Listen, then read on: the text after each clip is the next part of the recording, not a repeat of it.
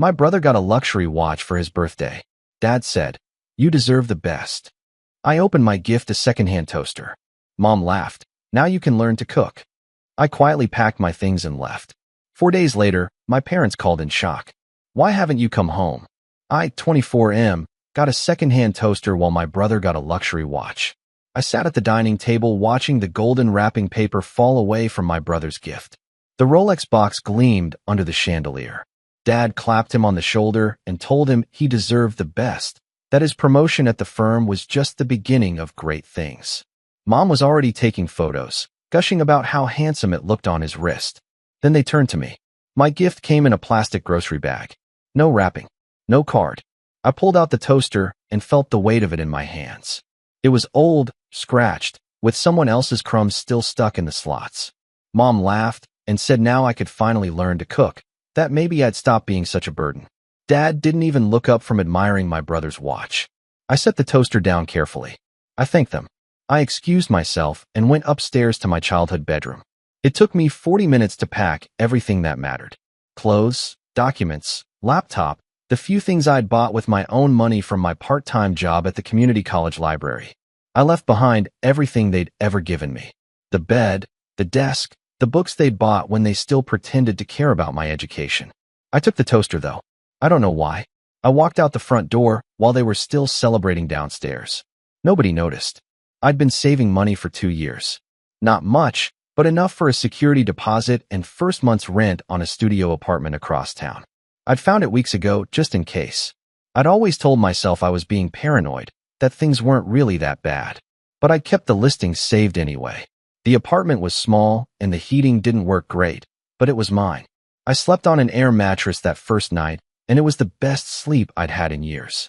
Day 1 passed. My phone stayed silent. Day 2, I started my shifts at the library like normal. My coworker asked if I was okay. I told her I was great. She didn't believe me, but she didn't push. Day 3, I bought groceries with my own money. Made my own meals. Used the toaster for the first time. It worked fine. Day 4, my phone exploded. Mom called first. She was crying, asking why I hadn't come home. Where was I? What was wrong with me? I let it go to voicemail. Then Dad called. His message was angry, demanding I return immediately, saying I was being dramatic and childish. My brother texted asking what my problem was and why I was upsetting Mom. I blocked all of them. But they found me anyway. Day 6, they showed up at the library during my shift.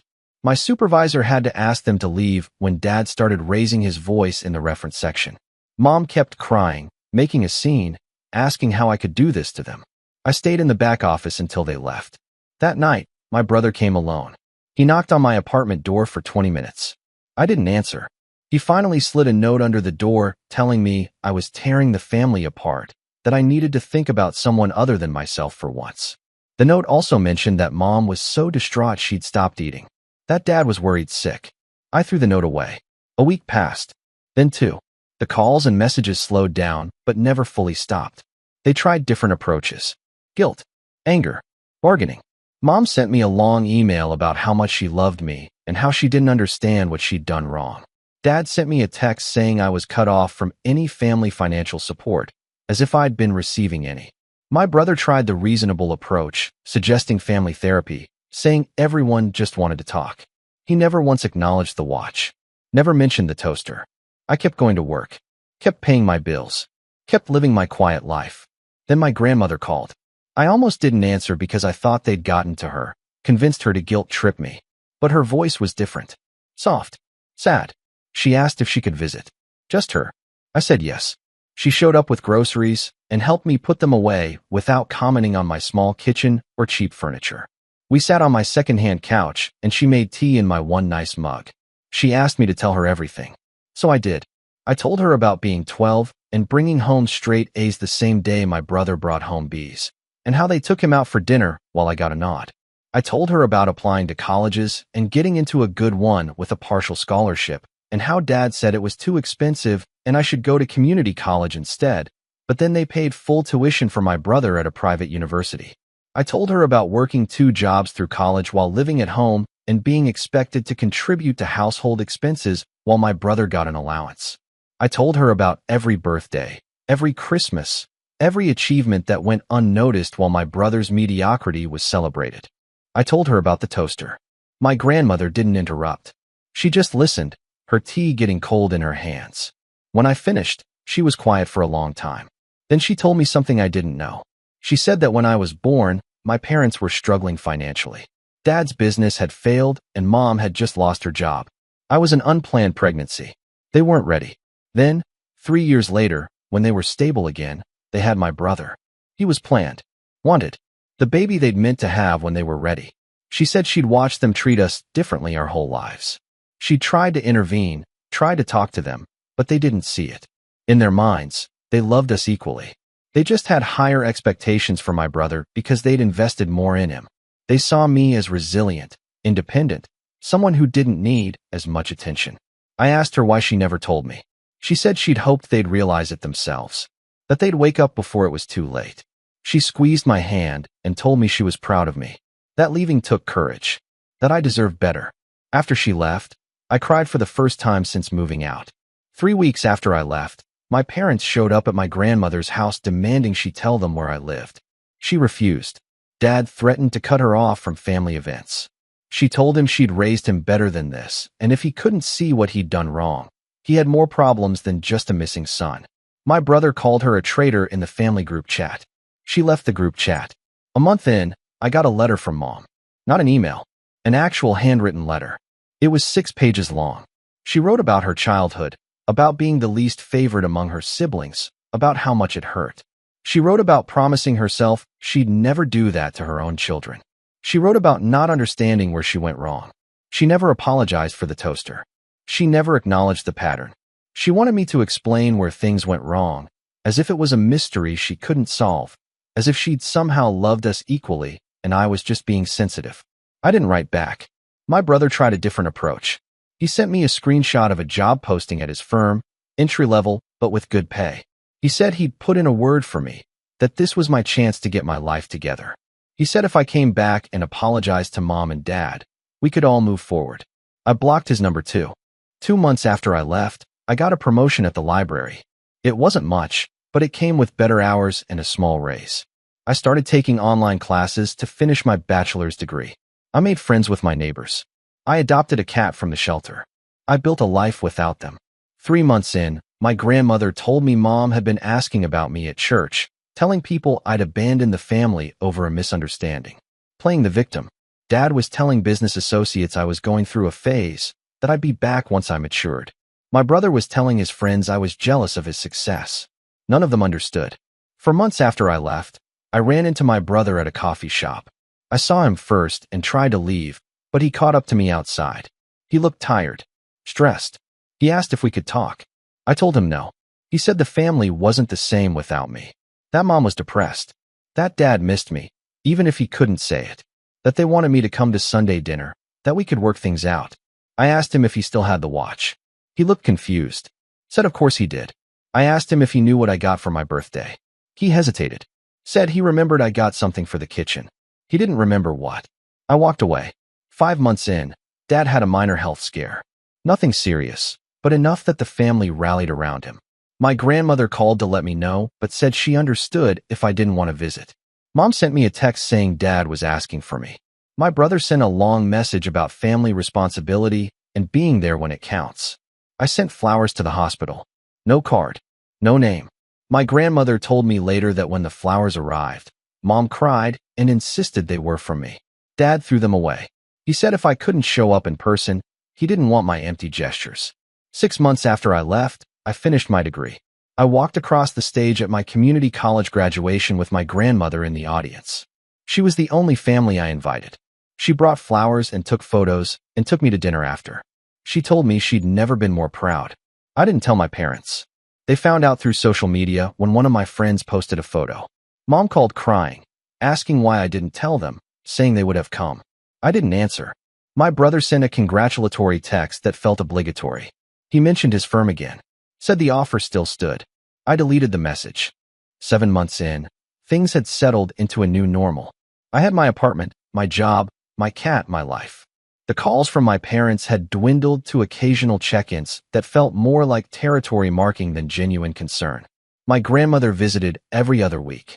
We'd have dinner and talk about everything except them. Then my brother got engaged. The announcement came through social media. Big ring, beautiful girlfriend, perfect photos. I felt nothing. My grandmother called to warn me they'd want me at the wedding. She was right. Mom called the next day, suddenly warm and loving, saying this was a time for family to come together.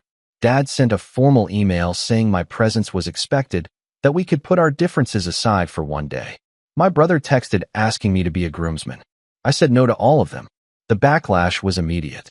I was selfish, cruel, holding grudges over nothing, ruining my brother's special day, tearing the family apart.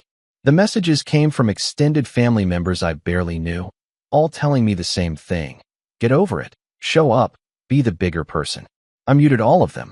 8 months after I left, I got offered a full-time position at a university library in another state. Better pay, better benefits, better everything. I accepted immediately. I told my grandmother over dinner. She cried, but she smiled. She said she'd miss me, but understood. She made me promise to call every week. I told my parents through a brief email. I was moving. Don't contact me. I'd reach out if and when I was ready. I didn't give them the address. Mom responded with paragraphs about abandonment and betrayal. Dad's response was one sentence saying I was making a mistake. My brother didn't respond at all. I moved 2 weeks later. The new city was different. Bigger, colder, but full of possibilities. I found a better apartment, made new friends, started fresh. Nobody here knew about the toaster or the watch or the family I'd left behind. My grandmother was my only connection to my old life. Through her, I heard updates I never asked for. My brother's wedding was beautiful. Mom cried the whole time about my empty seat. Dad gave a speech about family that everyone said was moving. My brother got promoted again. None of it touched me. A year after I left, I met someone. She was kind and funny and treated me like I mattered. When I eventually told her about my family, she held my hand and said she understood. Her family wasn't great either. We built something together based on choice, not obligation. 15 months in, my grandmother had a stroke. I flew back immediately. Sat by her hospital bed. She recovered mostly, but she was weaker now. Needed care. I arranged everything for my new state, made sure she had the best help, visited as often as I could. My parents showed up at the hospital while I was there. The moment was surreal. Mom looked older. Dad looked smaller somehow. They saw me and froze. Mom started crying immediately. Dad's jaw clenched. They didn't approach. My grandmother, weak but alert, told them to leave me alone. They tried to argue. She got agitated. The nurses asked them to go. They left, but not before Mom whispered that I looked good, that she missed me. I felt nothing. My brother came separately, found me in the cafeteria. He sat down without asking, told me we needed to talk, that this had gone on long enough, that I was being ridiculous. He said I'd made my point, but it was time to grow up. I asked him what point he thought I'd made. He said I was angry about the birthday thing, that I felt overlooked, that I wanted attention. He said he understood, but I needed to let it go. I asked if he knew my middle name. He didn't. I asked if he knew what I studied in college. He guessed wrong. I asked if he knew where I worked. He said a library somewhere. I asked if he remembered a single conversation we'd had in the last 5 years that wasn't about him. He got angry, said I was being unfair, that he'd been busy, that I couldn't expect him to know everything. He said family was supposed to forgive, to move past things, to be there for each other.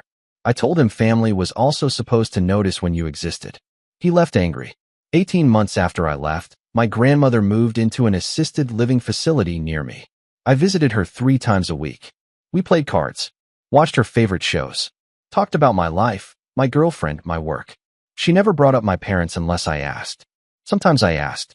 She told me Mom had started therapy, that Dad was reading self-help books about parenting, that my brother was busy planning to have kids, that they all still asked about me, that they all still didn't understand. 2 years after I left, my girlfriend and I got engaged. Small ceremony planned. Just friends and my grandmother. No one else. My grandmother asked gently if I was sure, if I'd regret not inviting them. I told her I was certain. She nodded and never asked again. My parents found out through mutual acquaintances. The calls started again. Mom begging to be included. Dad angry that I'd cut them out of such an important moment. My brother sending long texts about how I was being petty, how I'd regret this, how I was destroying the family over ancient history. I changed my number. The wedding was perfect. Small, intimate, full of people who actually knew me. My grandmother cried happy tears. My wife's family welcomed me like I'd always belonged. No one mentioned the people who weren't there. We honeymooned in Europe, sent my grandmother postcards, came back to our life. I built a career, published research, got promoted, bought a house, lived a full, complete life without them. Sometimes people asked about my family. I said we weren't close. They rarely pushed. 3 years after I left, I still had the toaster. It sat in my garage, still with those same crumbs. I couldn't bring myself to throw it away or use it. It was a monument to something I couldn't quite name. My wife suggested I didn't need to keep punishing myself by holding on to it. She was right. I threw it away that weekend. I didn't need it anymore. I'd already learned to cook just fine on my own.